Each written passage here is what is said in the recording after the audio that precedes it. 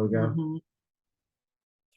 Hey, everybody, welcome to another episode of Allure of the Poor, sponsored by Dracaena Wines. I am your host, Lori, and today, unfortunately, I am not on location because I would love to be out again, but I am home. And today we have two special guests. We have Gipsy and Josh Beckett of Thibido Winery in Paso. So welcome. Hi. Hi. So busy day today. So thank you for taking the time out to talk to me and to share your wines and your story. Busy 2022. Here we go. All right. Did we pop champagne? Did we do that? Because we started last week. Oh So my, yeah, we're moved on. We're in yeah. go. Yeah. Well, today was our first pick. Our first pick for our vineyard, yeah, that I get between moving stuff and picking and cruise, and we just now are full pedal to the metal. Yep. It's that time of year. So the first question I just want to say, like, so, Josh, you grew up in the wine industry. Your family has been in Paso for a very long time or whatever. But so my first question, what was Paso like when you were a kid? It was it was unique. It was very there wasn't much going on. There was not a lot of culture. There wasn't really good food. I grew up, in like if you go out to Peachy Canyon where I actually grew up today, it's like a different planet compared. It was just there was probably 8 or 10 kids, and we just raised hell living out there, and between guns and motorcycles, and just it was a free for all. And we rode a tiny bus to get to school every day. It took an hour each way. And when I went to buy it in homecoming in high school was the car hop A&W. Oh. Le Petit Canaille or Il Cortile or the Hatch, all these fabulous restaurants we have now and awesome stores, that we have to shop. It was if you wanted food or you wanted to do something, you go to Slow. Okay. And quite the opposite. Okay. We world-class wine, but also with the food and art and everything. And it was a lot of cowboys and rednecks, really, and some hippies here and there.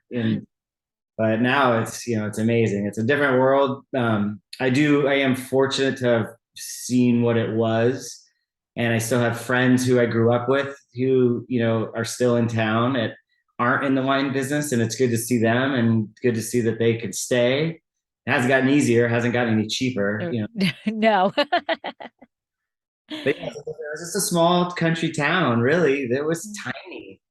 And now it's amazing. We're pretty fortunate to be able to be a part of it and watch the evolution for sure.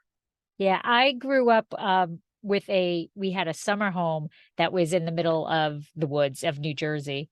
And when I was growing up, I thought it was so far away from my house. And then when I got married and we bought a house in this town, I was like, I'm 10 minutes from this place where I grew up, thinking it was like so far away.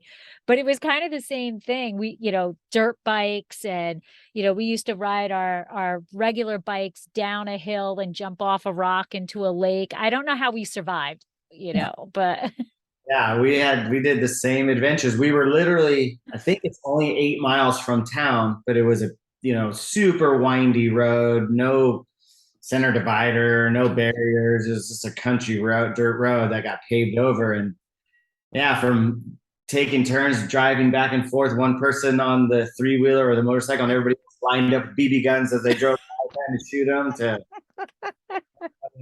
taking shotgun shells and taking all the BBs out of it and tying the marble to it and throwing them, and just to hear them and just. oh my gosh, I'm going to tell you, East Coast, West Coast, we were doing the same stuff. We were doing the same stuff. That is hysterical. I didn't think anybody else did that stupid stuff, but that's awesome. Now, Gibbsy, where did you grow up? Were you Paso also? I grew up in Visalia. Oh, okay. Yeah, I grew up in the valley. My roots though are from the San Luis Obispo County. My parents grew up here. They graduated from Mission Prep. They graduated from Cal Poly. So they just couldn't find jobs here. So they ended up moving over there. We were over there for my childhood, and my parents were teachers. And so we played a lot of sports and grew up there. And the minute we all got to be ready to fly, we flew the nest. My sister lives in Pismo, and we actually live in Morro Bay, so we commute to Paso. Okay. And then and my parents live in Lake Tahoe now. So Very nice. Very nice. I saw that you went to Fresno State. oh yeah, I got my teaching credential at Fresno State, and then yeah, I graduated from the University of San Diego with my bachelor's, and that's where I met Josh. Oh, okay. That led into my very next question is, how did you two meet? Yeah, Josh was on the orientation team. He was on the board for the orientation to welcome all the freshmen at the University of San Diego, and I was 2 years behind. Yeah, and you were doing all the interviewing. Yeah, we did it. My buddies and I decided if we could be a part of the orientation program, we could get first dibs on meeting all the incoming students. And it worked. Well, I wasn't incoming. Gibbsy wasn't upperclassman. We had to put together teams. So we had to. It was a big deal to be a part of this orientation program. So upperclassmen would also volunteer to be a team member. Oh. You needed a whole bunch of kids or students to welcome all the incoming freshmen and transfers, and a couple of us were on the board, and then we got to select our team. So then we would go around and, oh yeah, we should take her. She could be on my team. And yeah, I wanted nothing to do with it. None of my groups got chosen, and so I was like, I don't want to volunteer for a week. I won't be with my friends. I'd rather work, and I kept trying to back out of it, and they would not let me back out of it, and so. Very begrudgingly went, and he was my orientation sort of upper manager, and so I was in his group, and that was the end. That was it for me. We just sort of fell in step with each other and never fell out, so that's good. And were you into wine at that point? No, not really. No. I mean, I knew wine and I grew up with it. It was more.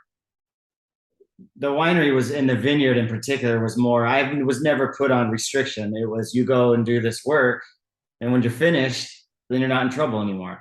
Okay. Yeah, I was in the vineyard. A lot of that was hoeing weeds, painting fences. I do remember one of our first dates though. You came over to my house and we were going to make spaghetti, and he showed up. This is a surfer boy in San Diego, and he showed up with a bottle of wine. And I remember thinking, okay, well, that's a step up from the typical San Diego surfer. And so, yeah, and you brought wine, and it was a Peachy Canyon, and the story unfolded, and it wasn't definitely on my radar. I didn't have the appreciation, when there was, 8 or 9 wineries when I was a kid, including Peachy. So even my friends, the winery was just a job. It wasn't like, oh, let's go out to the winery and go sneak bottles of wine, or let's go do this or go do that. It was, it just was there. Yeah. And so it wasn't, even when I was off of college, I didn't have an appreciation really for what it was. And my parents never pushed us to have a need or a want for it. I do now wish they would have guided me maybe a little more, like, maybe pointed a direction to go, not to come into the winery right away. Okay. It wasn't until after I graduated from college and I was just managing a surf shop, and they were moving their tasting room, that I got the call like, hey, we need your help now. We need you to come and do all our POS and get our inventory and our tasting room up and running. We're busy doing all this other stuff. Just come for like 2-3 weeks, and 2 or 3 weeks went by, and then, we're short for harvest. Do you want to stay for harvest? I was like, okay. And then 24 harvests later, here we are. 24 harvests later. All right. Okay. So I don't know if you remember which the wine was, but I think one of the most popular wines when we first discovered Peachy Canyon was Jester. Oh yeah, the Jester, yeah. Which then became Cirque du Vin, yeah. Right. Still do Cirque du Vin. Our Bordeaux blend. It's a great price point. It's an easy drinking, very approachable, everyday kind of nice red that we still enjoy doing. I had a friend in New Jersey that every time we came out to Paso, I had to bring home a case of Jester for her. That she was addicted to it. I think it's a wonderful wine, but she was addicted to it. It really was. It really was. So then you traveled to Margaret River so this always blows my mind, and I kind of want to do it, but I've never bit it off to do that. But like, you just got up and went? Gipsy, did you go with him or? Yeah. So actually, I had grown up, my parents lived in Australia for a couple of years. And so in my childhood, Australia was a hot topic. We had a kangaroo skin and a didgeridoo at our house. And my parents always reminisced. And so then with the wine industry, we kind of looked for places where Josh could get some experience. We could go somewhere where there was surf, and it was, and Australia is kind of a one-stop shop for that. And Margaret River was a good. And a friend of ours had connections there. Yeah. Daniel Shaw, who was a winemaker at J. Lore a long time ago, and then he hooked us up with a winemaker at Cape Ventel. So. And how's that? Like, thinking about what you learned there to bring back to here.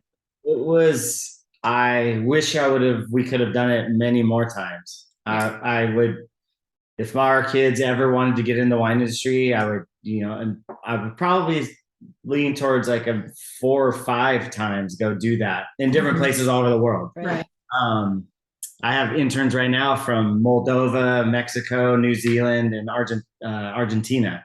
I think it's an amazing experience. And for us, it was, the winemaking was a great, I learned a lot of like cellar tricks and cellar things, the way they did safety protocols. The company that Cape Ventel was huge. And so, in comparison, coming from Peachy Canyon, it was a big jump up to a more corporate guided winery. The living on site, the hours, the shifts, how they ran it.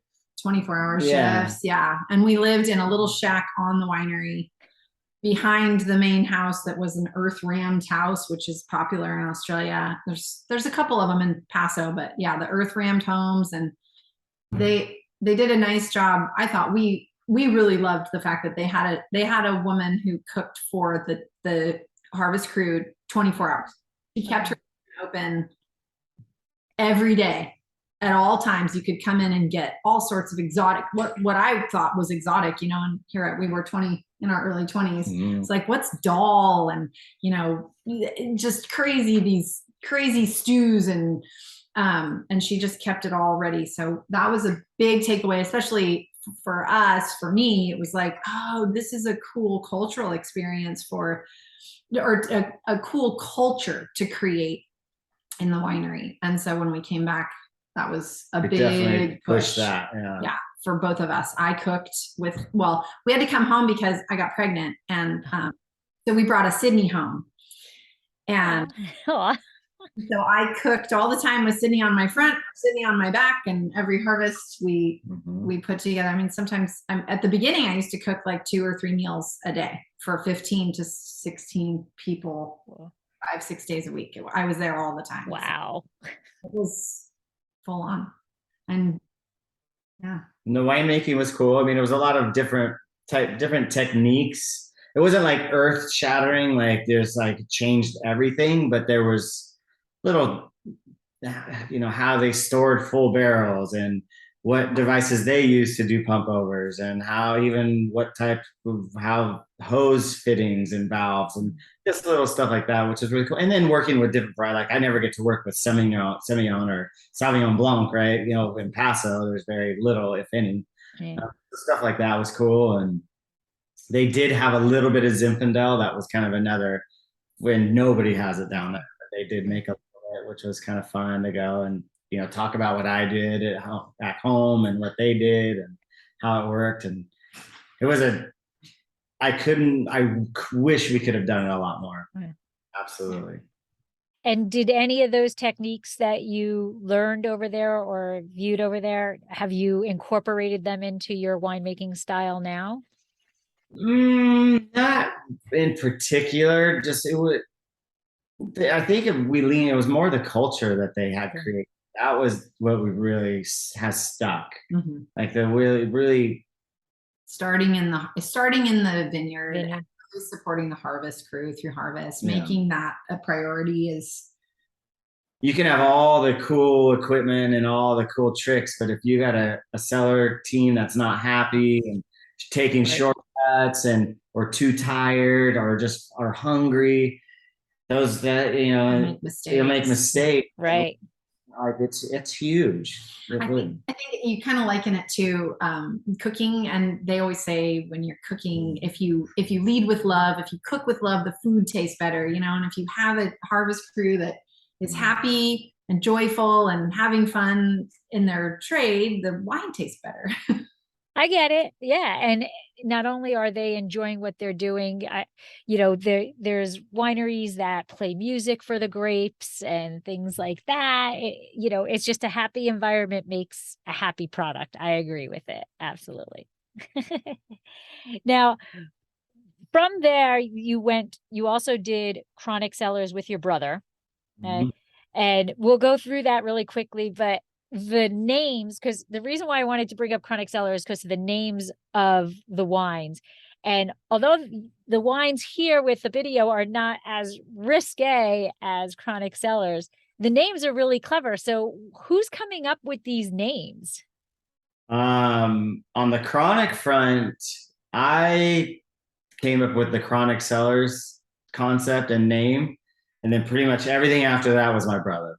Okay. He's clever and quick-witted and smart ass, and he really can like play on words. Like he's very good at it, and taking things and making something into nothing into something or whatever it is. He's really good at that, and then they always kind of had some sort of a story or how they would correlate with the label and with Joe the artist, what he would do. And but then now, since then, it's been Gibbsy really. Yeah. On the Thibido stuff. Yeah. So I love the names. I love the cleverness. So let's talk about the Best Day Rosé. So this is a 2021 Best Day Rosé. So where I know you have your own vineyard. So you planted the vineyard in 2019? Yeah. Okay. So where are you getting this fruit? Where are you getting this fruit from? That is from the estate. That's the first. Okay.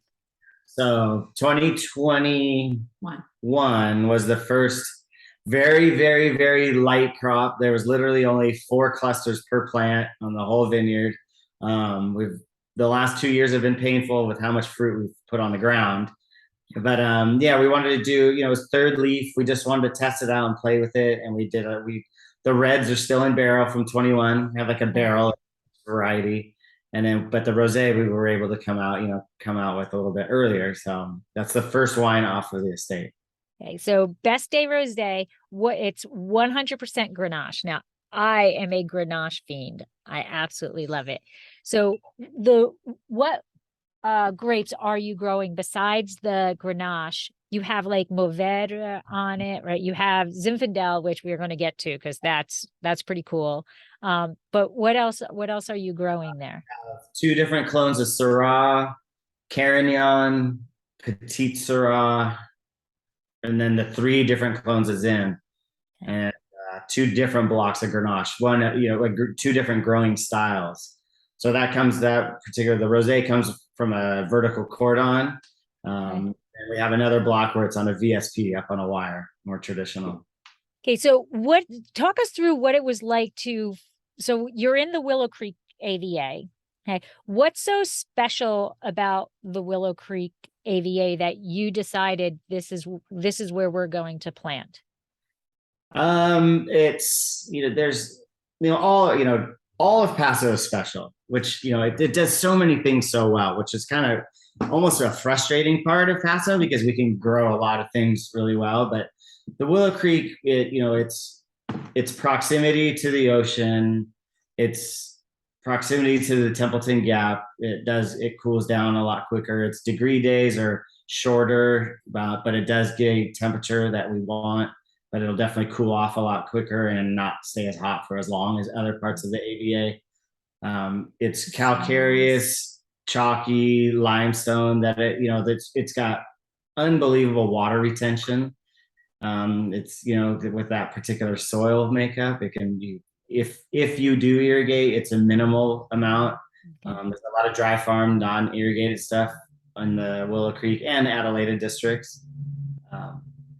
This particular place was just a clean slate, hillside, with, west, south, east, north facing orientation. So we could really get creative. It had a little bit of everything. And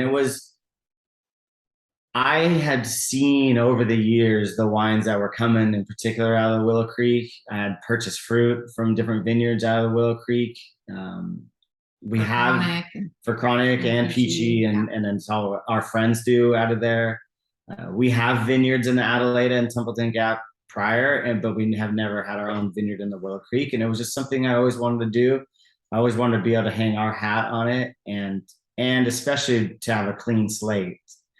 It was more affordable also without someone already planting it. We went year after year after year, and Josh would drive around, every harvest or throughout the year, and he'd be sourcing fruit for chronic or sourcing fruit for peachy, and he'd say, "Ooh, I see a vineyard that's for sale. Look it up," And so we'd look it up and we'd go look at it, and then we'd push the pencil and go, "No, I can't afford it." And that went on for years. And, we kept looking, and I can rattle off in my mind. I'm having all these memories of all these vineyards and drove around and, looked and tried to figure out how we could. Anyway, in the end, the only thing that we really could swing was raw dirt. And we thought, well, that's fine. We'll just plant it and work it out. And that's why nobody buys raw land either, because it's really hard to do. I mean, it takes so much patience and so much investment and so much time. So yeah, it was. But if you're into it, it's worth it. It was worth it. It's finally worth it. This is our real harvest, so we've arrived. But yeah, it was a long haul. So now, when you chose that site, how did you decide which varieties you were going to plant there? Like, that's science in its own right to know which varieties go where. And you said you've got north, south, all these directions. How do you choose what goes where? Definitely on the orientation stuff, what can handle more exposure, less exposure, what's going to be a late ripener, like Mourvedre. Like, okay, we're not going to put Mourvedre somewhere where it's not as much exposure. It's going to be hanging out there forever. And maybe the Grenache, we don't want to be right in direct sunlight and extreme heat. So we definitely played with that a lot. What's going to be picked first, what's going to hang late.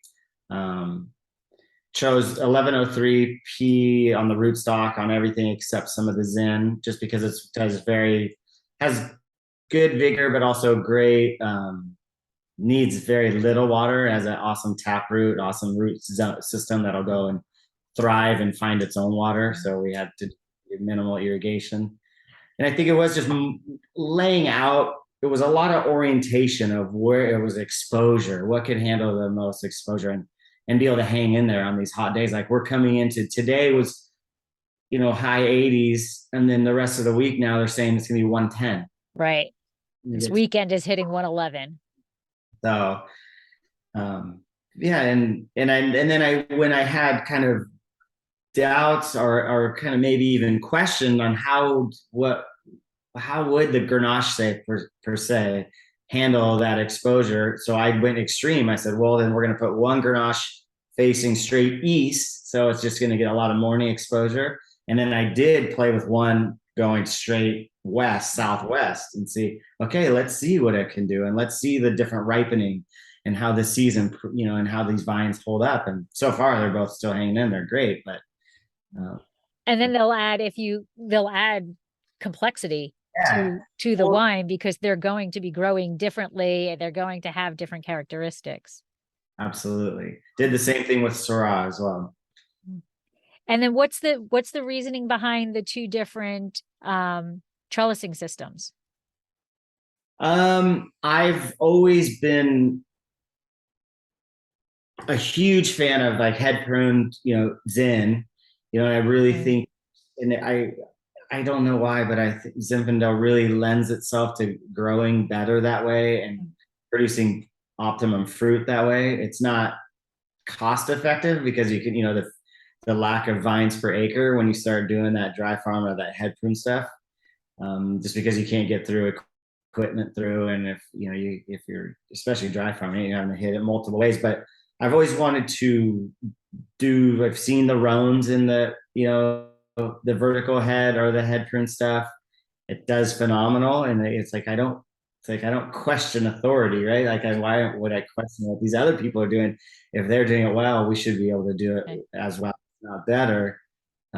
So we ended up doing Syrah, Grenache, and Zinfandel in that vertical head, and they're just thriving. They just look happier. It looks more natural. I don't know. It's you put them and I'm almost to this day now. I'm like, I should have done the whole vineyard that way, but it's way more labor intensive. Okay. With the ballerina and the sprawl and having to tuck and move, and when you got all this wire and structure and tucking, and the vines, they look too perfect almost. Everything's too exposed. Where you let things in their natural habitat, the fruit likes it. The airflow is unbelievable. The natural shading is unbelievable. It can really do all these things that all of a sudden the VSP, now I got to buy shade cloth, and now I got to do this, and now I got to tuck, and because I want more exposure on this side, but I don't want it on this side, where this natural sprawl, it works. And in terms of the Zinfandel, you did it on its own rootstock. I So did. you like being a little risky, huh? A little chance. The theme is experimental. We're very experimental. Okay. Yeah, if you saw in every way. Today, I went into I did some Syrah. I did like 50% of it in the concrete, and just said, just load it up, and then if it doesn't fit, just get in there and foot shred it. And then we're gonna go 50% destemmed on top of it. And I don't want to add no SO2, no nutrients, no acid, no yeast, no nothing. We're just gonna go and see. Let's go for it and see what happens. For the bedfellow? Yeah, whatever works. And I love experimenting. It keeps me energized. It keeps me enthusiastic. But if I can, I'm not beholden to any of that either. If that tank starts to go weird, or we're running, nutrient yams on it, and the nutrients are not there, and it starts to I'll throw it at it. I'm not gonna I'm gonna risk ruining this wine because of that. I won't do that. But the own rooted stuff as well. You're risk to phylloxera and this and that, but the old Zen vineyards that are all on their native roots that are still kicking make some of the best Zen in the world. And I was able to get cuttings, wood from the Uberoth vineyard, which is an historic vineyard here in That's Paso. like a bow down vineyard. If I could do that and then keep it as 100%, we manipulate everything from how we plant it and all the way to what we do in the winery. But if I could put these vines in the ground as is and see, and the little we got off of it last year was unbelievable, and this year it looks just as good, if not better. And then I did 2 other clones, some Mendocino clones that from the heritage block that I really liked through our experiments in the past, and those are on 1103. But Okay. yeah. Okay, so you dive, you zig, you zag, you weave, you see what works, what doesn't work, and you get the drop mic sometimes, and sometimes you gotta. But I think if we, even as Thibido, want to have, right now, you're in the business and how hard it is to sell a bottle of wine, and if we just go the same trajectory in the path that I know is comfortable and easy, and we'll get the product and we'll get the wine, but who does that make us, and why are we different? And when somebody asks what is Thibido, I have to have some sort of a story and something to separate from peachy and chronic and what we've done historically. So So I'm going to ask because I just realized I said it wrong. Thibido. Yeah. How do you say it again? Thibido. Thibido. So I threw in an extra syllable in there. I was like, Thibido. So where does that name comes from? That's a family name. That's actually Josh's mom's last name, her Oh, maiden. okay. And the Thibido family, it's spelled almost identical to the family name. We changed one vowel, but it was a way for us, when Chronic started, it's a very masculine sort of push the envelope label. And so this was the counterpart to it, in the sense that we wanted to honor Josh's mom's side, and we have 2 daughters, and kind of spin it in a more feminine way. But the Thibido family in San Diego was based in Vista, actually, and really, we've always just admired everything that they've done. They're super into their community, supportive of the family, giving back and opening their doors, and really connecting with people. And I think Josh's parents did a beautiful job of that with Peachy Canyon. And so for us, we thought, this would be a really great way to pay homage to that family legacy. That's beautiful. That's beautiful. And so go ahead, Josh. Chronic and stuff, right? We've gotten creative and made names, and from Jester to Sofa King to all this stuff. We're like, that's something that actually sticks. Carries the legacy on. Yeah. I mean, because as second generation, it's important to carry that legacy on for us. And so your Grenache Blanc, which you are making all of my favorite varieties here. So Grenache Blanc is called First Date. So but you didn't bring a Grenache Blanc on that first date, did you? Definitely a Zinfandel. It was definitely a Zinfandel. No, Grenache Blanc was an opportunity, I think, to just sort of create something that I'm always begging Josh to make whites, or any wine that's a lower alcohol. Paso Robles is such a high octane region, and I feel like I'm gravitating more in my wiser years toward I like how you say that. alcohol wines that maybe are a little bit more refined on the palate. I think the Grenache Blanc is such a great acidic wine that has this beautiful, it's just so flexible and fun and citrusy, and it brings so much to the table as far as being able to drink it by itself, or it pairs really well with some unexpected foods. So we've just been really happy with that program, and Josh nailed it for me, because I wanted a white, and we're making the wines, he's making the wines that I want to drink, which works out really well for everybody, I think, as long as I'm happy. Right. Well, happy wife, right? Happy life, right? That's what my husband says all the time. It does well. It really does well in Paso as a varietal.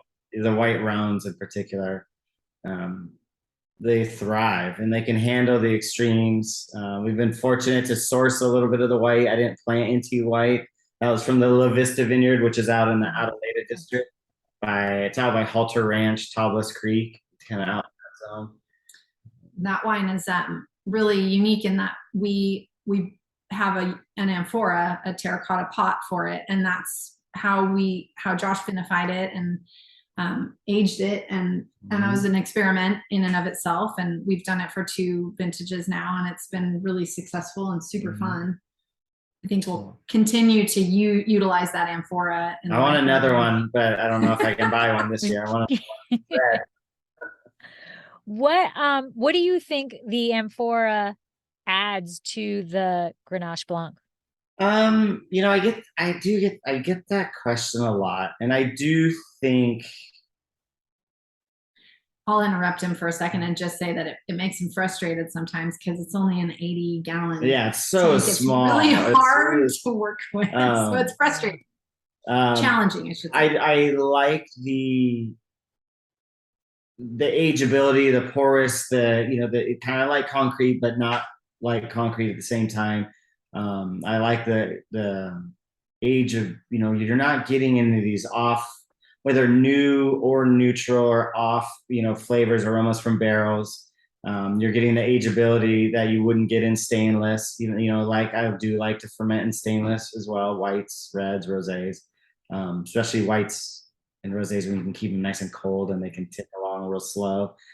These you can't retain, there's no temperature control on the terracotta, obviously. But it's a good shape. So it does have natural convection. So you do get a little bit of a natural lees stirring, which is nice. I don't get these clay flavor, sometimes the concrete, there's a little minerality, I guess. There's a little bit of complexity for sure. I don't really pick up a lot of things, aromas and flavors from the terracotta, but I do the way that it allows it to ferment and breathe and evolve it works very well. And how many cases did you produce of this? This is the 2020 I have. 30. Okay. That's all we can. So that's really all you can in the 80, right? And I'm to that point where that's why I want another one. I don't want to, I've done this 100 times where you make this awesome wine in concrete, but it's not enough. So then you got to blend it with something else that wasn't concrete. So you kind of don't have the same wine anymore. Where this, I'm like, we're going to do this amphora. We're going to make the wine. It is what it is. That's all we get. And then what about cool. The 2021? Was it a little bit more? Same amount? Yeah. It's a totally different color, which is interesting. Yeah, it's a totally different color. The 2020 that you have has this kind of a green brightness to it, kind of a limey tone, and the 2021 came out really gold and hay color. More traditional looking. Mm-hmm. Yeah. Mother Nature, different. Oxygen, I think. Once it came out of the amphora, you mean? It exposed a little bit. Oh. And then how are you processing that? Just direct to press and then just straight to the amphora. Okay. But you're destemming, or you're doing whole cluster of that? Whole cluster, just straight to press. Okay. Yeah, just press, squeeze it, and that's it. No skin contact besides in the press. Okay. And what about the rosé, the Best Day rosé? Same. And just straight to press and then to neutral barrel. Neutral barrel. Okay. Oh, okay. So no complete neutral barrel, or are you doing a mixture of stainless and mixture and neutral? You're talking days to settle. Okay. Yeah. Or go over, but that's it. Yeah. Okay. And then we have Just Because Syrah 2020. And this is from your estate? Not the first. That is from Homestead Hill. This one's Homestead. Like right next door to our estate. Mm-hmm. Okay. I could shoot his water tank with a 22. Yeah, we're good friends with Sherman and Michelle Thatcher of Thatcher Wine. They were kind enough to throw us a bone and let us buy some Syrah from them when we were first getting started all 10 months ago. Well, I guess before we launched, but we launched in October 2021. So that was the wine that we came out with, that in the first date. And they've continued to be supportive. Mm-hmm. We're actually going to do a collaborative dinner at Thatcher Winery in October. Very nice. Both the Just Because 2020, and then Josh makes the second wine out of this. He splits the lot of grapes, and then the second wine is the Bedfellow, and that's the traditional Syrah. And so we're gonna do a little food and wine pairing, and you can buy tickets on Thatcher Winery. I'm just gonna plug it right now. There you go. But you can buy the tickets on Thatcher Winery. Michelle and Sherman and Josh and I will be there. We will be your hosts, and should be a really fun night. Yeah. And I can link that up into the show notes too, so that they can link into there. So, but this is carbonic maceration, correct? That's crazy. I love it. Super fun, totally different. Another experiment. I had never done an experiment that's going to stay, I guess. Yes, I just loaded the third vintage today. I picked it this morning. Wow. It's not your traditional carbonic by any means. It's it's not Pinot Noir or Grenache.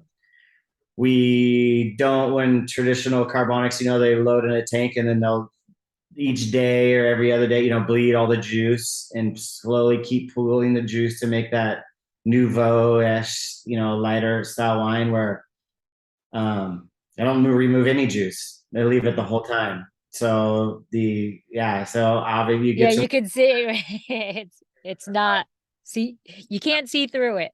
No. So the 2020 we left in the ferment for 7 weeks. Did not touch it. Did not. You would sniff I it would. I every could once in a barely. I while. can. I can smell it, and that's it. I can't taste it. Can't open it. Can't do anything. I can smell it just to make sure that we're still, producing CO2, and that the wine's protected. And yeah, just loaded it up. Didn't do a crazy sort or anything. It's a super natural. Just load it up, purge it of all its oxygen with some CO2, wrap it up, and you can walk away. It's actually very easy winemaking, but it's extremely risky winemaking. I didn't say there's not a lot of hands-on, but it is nerve-wracking. Yeah, it's very like when you have to week after week after week, penny after penny after penny on the line, right? It's like, okay, was this gonna work? So I love it though. It's almost like you can smell the cellar. It's got fresh baked breads and spices and yeast, and there's the aromas, and you get the Syrah and everything, but it's what we like to reference kind of like a summer red, a summer Syrah, where it's not overly tannic, it's not overly gamey or meaty. It has all those things you're looking for, but it's very approachable, but with these other aromas from that carbonic ferment that are super cool.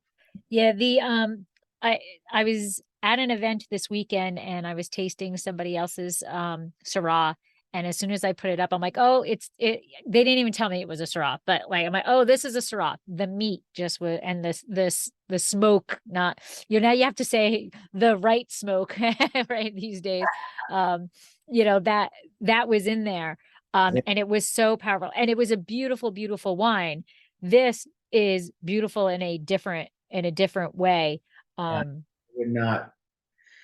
Everybody that has tried it, from friends to critics to are blown away. Like they have a preconceived notion of what it's. Oh, carbonic. I know what carbonic is, and then all of a sudden they're like, "Whoa, this is like no carbonic I've ever had," Right. and very appreciative for what it is. Right? It's not. It's fun, and it's a Syrah that's fun, not overly serious, overly big, overly needing a hefty meal to go with it. It's good sipping wine. It's a ton of fun. We should probably change its name to like the eyebrow razor or something, because I do feel like everybody that tastes it, they kind of like, wow, yeah. It's a very high acidic. It's a very high acidic wine to me. And like you said, the baking spice is there, and there is the smoked meat. It's there, but it's like kind of, and this isn't a bad thing. It's kind of like the afterthought. It's like, it's not in your face there, but it is. I think eye razor or eyebrow razor is a great name, because it's just something so different, than you expect. And then when you think it's different as a regular Syrah, as a typical Syrah, and it's different than what you expect with a carbonic. It's lame. For sure. Yeah.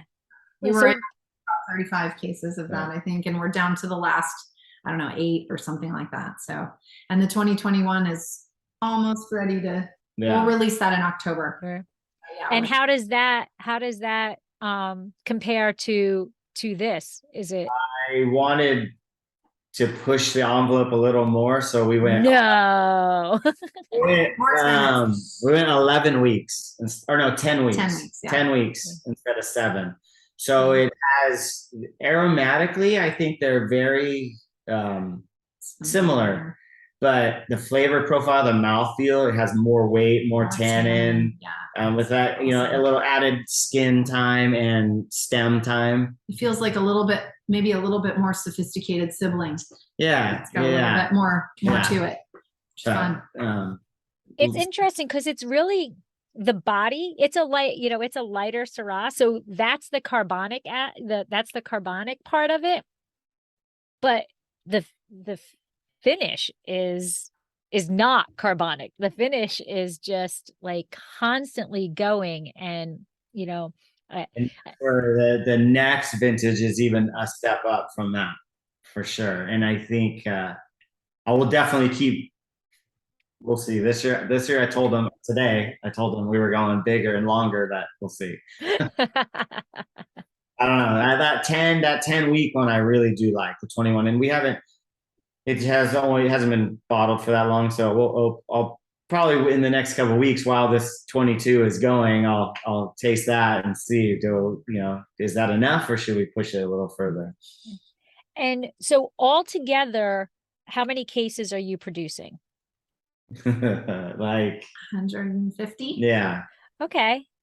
Super tiny. It's really your first vintage, really, Yeah. This is we make we have plans to grow to a point where we can, like this year we have 2 wine club shipments, but we can't really fill those we don't have that 6 new wines, so right. Next year we'll be in full production, and that's a goal for us. And I think, we have no intention of going big like Peachy Canyon or Chronic. What we really want to do is make it authentic, and we handle everything ourselves. If you put an order in on our website, I will handle the shipping and packing and everything.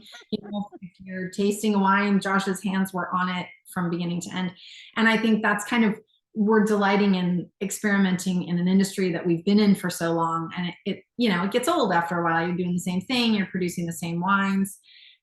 We've really had fun. I mean, if you can't see it on Josh's face, you can hear it in his voice, the excitement about trying something new. And it's been fun. But I think for us, it maybe 500. Josh says 1,000 cases. I'm more in the 500 range, but it's really just making it the wines that we want to make and sharing them with people who would like to get to know them better, just like, we are. So it's fun. Depends on how we're sharing some of the fruit this year with some of our friends. So if I might have to if they want to keep coming back for it, that would be hard to cut them off, but we'll see. So our estate fruit that's picked this year, we were able to share it. So Scott Hawley from Torrin was there. We raised our kids together, so he was there this morning taking his fruit. And it's fun to collaborate in that way. Torrin is going to take some. Stanley over at Top Winery is going to take some.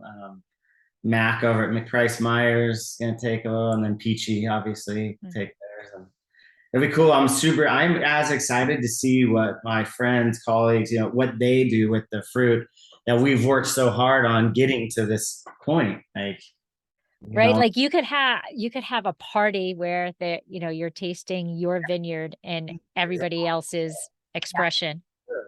In 2 years, like, hey, you guys come over, we'll do dinner. Let's I would really want to try all the wines with you guys. From our estate vineyard. Yeah. It's exciting. Now, these wines are all 100% of the varietal that it is, but you planted varieties that like to play together. So already, you have a like in 21, I did a Syrah Grenache co-ferment. Okay. In barrel, and then we have I've already done some trials on the 21 blending. Right here in our living room where we're sitting. The way it goes, fun, Then some Mourvedre Carignan, definitely a Carignan heavy, Carignan base wine. I've blended so much for so long, especially with Chronic. It is definitely a winemaker's vineyard where we were just growers, we would have planted one varietal and have been way easier to sell and grow and do everything the same instead of having, an acre of this and an acre of that and an acre of that, where it's like, okay, don't do this to that one, do that to that one. But I know I saw your plot map of your acreage. I was like, wow. My friends who are just growers are like, dude, you're got rocks in your head.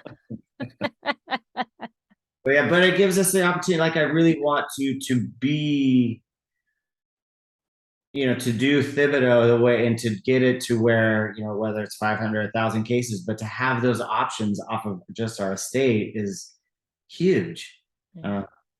to be able to do as many reds and rosés, and the only thing we don't have is white, but maybe someday we'll graft something. I don't know. And Carignan, I seriously, I love all these, Carignan is such a fun grape, such a fun variety to, I mean, I haven't worked with it, but I've tasted a lot of it because I love it so much. And it's just a fun grape, and it's a very expressive grape to me that, very much takes on what the vineyard, I'm excited. Yeah, I don't.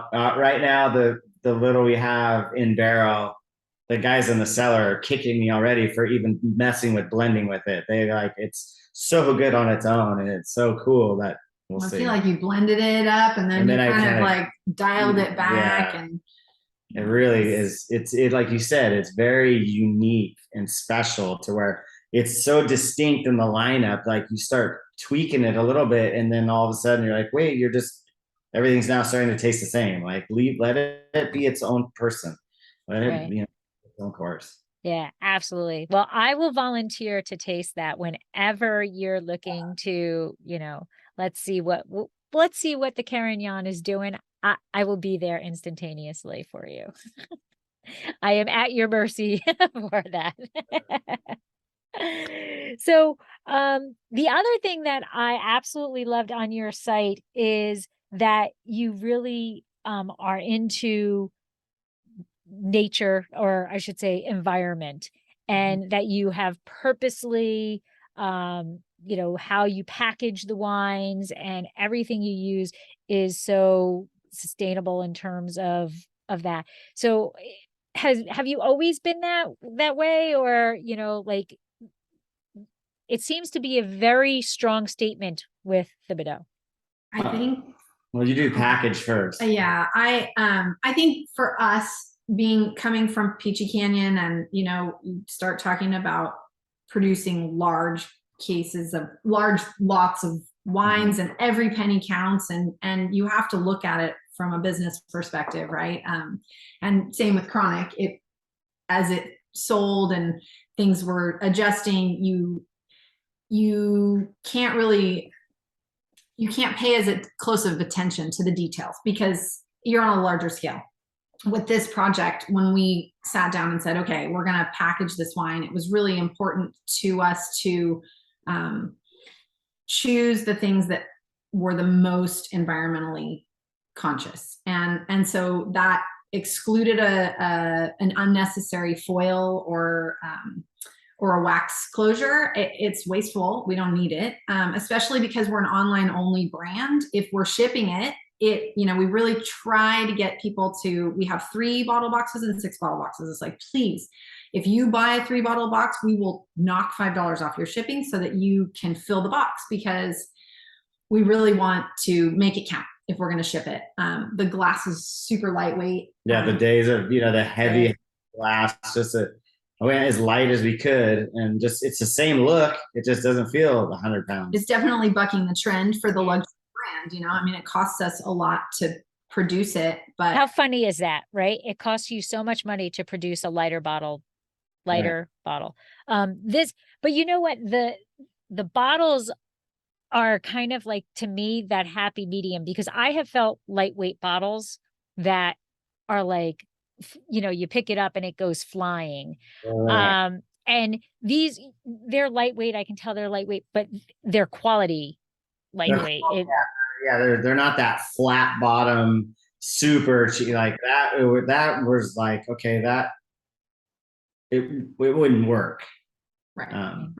Yeah, we the label. Yeah, we tried really hard to go with the most environmentally friendly paper. So every collateral that you get in our shipment is 100% post-consumer waste. And our label paper, though problematic, is 100% post-consumer waste. And I say problematic because yet another experiment we did.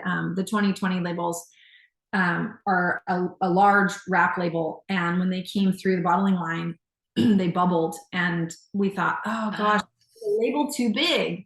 So so the 2021, the label, we shrunk the size down a little bit, and we bottled them, and they bubbled again. And so what we've realized is nobody really uses 100% post-consumer waste paper. It's not treated. We don't have it waterproofed. It's like as minimal, as natural of a state that we could get. But because it's so thin, it just bubbles. And so after it doesn't stretch, and really it won't, because it doesn't adhere to the bottle. Oh, okay. Papers or the one, so we're trying to just embrace the bubbles. As the more bubbles, the more environmentally friendly these bottles are. Like when you put that in an ice bath, that thing just goes to hell. Disintegrates. But it's still there. It just kind of gets all wrinkly and weird. Yeah. And So- do you do all of the labels? I mean, this rosé is, I mean, all of the labels are cool, but this is beautiful. Thank you. Yeah. So that's been a really fun experiment for me. I've worked on labels I helped with the Peachy Canyon labels for a long time. We revamped the new labels for Peachy Canyon the last couple of years. You'll see the new blue labels that came out. That was kind of part of my project. And I hooked up with my sister, who's a graphic design artist, when we were looking for a refresh on Peachy Canyon. And she's been a graphic design artist for decades, but didn't really specialize in labels. She's done a little bit. And I thought, well, she's easy to work with, alike. And so we went through the process with Peachy Canyon, and it was so easy for me to communicate. And so for Thibido, it was such a fun way to move forward, because I could just sort of think it, and she understood it. Mm-hmm. So the first two labels that we did were pretty safe. And the Best Day Rosé, it was like, throw caution to the wind. There's a little whimsy in there. You'll find, there's some animals with sunglasses, or, there's some wine drinking mice on it. And we really just put some cute little fun things in there. So when you put it on your, set it on your dinner table, or, bring it over to a friend's, there's topic of conversation. Right. It's a conversation piece. The little owl with the glasses. I'm looking for the mice. I don't see I'll find the mice later. Oh, there he is. I see him. They're there. Okay. And even like you have like cool, like it's like in the background of the label is the best day. Like, yeah. So it's a beautiful label, and it's so natural. Like they're all natural, They're right. They'll keep evolving, and that's kind of the fun part about having such a small brand. We're not distributed, across the nation, and so we don't really have to hold shelf space. So we like to think that every wine club experience, every shipment that they get, is a kind of a fun surprise. It's a gift, and it'll keep evolving and changing, and that's fun for me. Well, I think they're beautiful. I really do. So, kudos to you. So where can people, actually, before we even get to where can people find you, the other thing is you give back so much. You're part of Must Charities and the 1% for the Planet. So can you explain what 1% for the Planet is, and Must Charities, and why you feel they're worthy? Part of paying homage to the Thibido name was to follow in the footsteps of that family. And so it was important for us to establish giving back. And it seemed like a pretty natural choice to go with Must Charities. It's local. It's all funded by all the entire wine industry. It's super cool organization. They just raised $2.5 million to give back to the community just this month. And so it's definitely gaining ground. So we feel really proud to be a part of that. And that's been really a fun way to feel connected locally. The 1% for the Planet was our way of going beyond just the wine industry. Beyond, we wanted to recognize that we are farmers first, and we're all about making sure that we can pass our vineyard on to the next generation and make sure that we have a planet that is self-sustaining. And we're not there right now, obviously, but anything that we could do as a brand was important. So 1% for the Planet was the best way that we thought we could move forward with that. That's beautiful. I give you so much credit. We love to give back also. we have on our site that you can work with us for whatever charity, and we'll work with them. It's really only the animal charities that reach out to us. The humans don't want to reach out to us, but we have, maybe because there's a dog on our label, it's all, it's all the charities that want to reach out. But it's so important to, I think, to accept that we're lucky to be where we are and to be doing something that we love so much, and to be able to give back is an important thing for us also. So thank you for doing that. Now, where can people find you? How do they get these wines in their hands? How can they taste them? So our website is primarily where you can find us, and we ship to California, Montana, Wyoming, and Washington right now.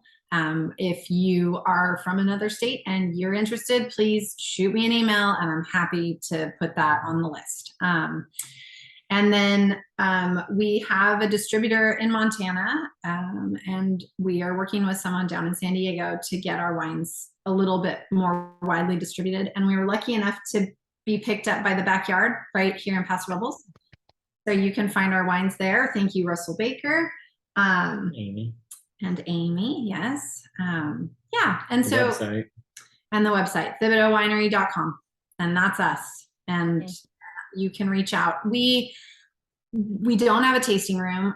We do host occasional pop-ups. We've done some really successful ones. We did our first wine club pop-up and did private events. It was just our family. Josh and I hosted every individual table, and our kids bust the dishes, and we were just taking it back to the roots, as authentic and sincere and down home as we could.